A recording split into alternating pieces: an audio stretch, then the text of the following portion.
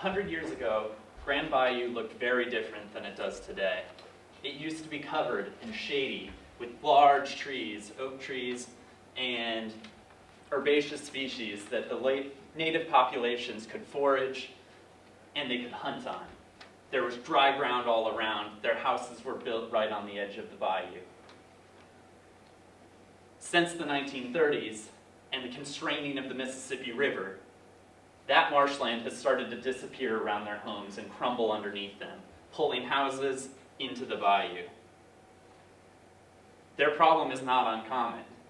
Over the last 100 years, we've lost 2,000 square miles of land and are on pace to lose another 2,000 square miles in the next 50 years. This leaves populations like the native population around Grand Bayou even more vulnerable to storm surge and all the way up into New Orleans. But they are also experiencing some of the front lines of this.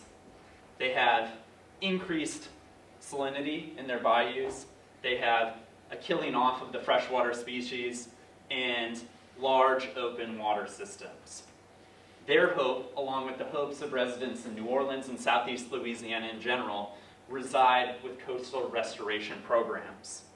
One of the biggest coastal restoration programs is sediment diversions.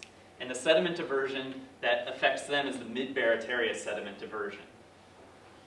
Unfortunately, the land building that's going to be experienced by the sediment diversion, it's predicted to be around 30,000 acres over the next 50 years, is going to happen well to the north of the population of Grand Bayou. What will come down, and what my research is focusing on, is the effects of the sediment diversion on some of our most vulnerable populations outside the levee system and outside of the deposition zone. Grand Bayou itself will scour based on the operation of the sediment diversion and will inundate with water up to 2 feet if we run this diversion like we run the Bonnet-Carré spillway. Also, the salinity around there will crash back down to 0. So while good from a geologic standpoint, it will be hard on their fisheries and on their subsistence way of life. No one will advocate for doing away with these sediment diversions. My research shows that it will build land, it will help our coast. But we need to focus on the operation so we don't harm our most vulnerable populations, the ones that can't leave and the ones that don't want to. Thank you.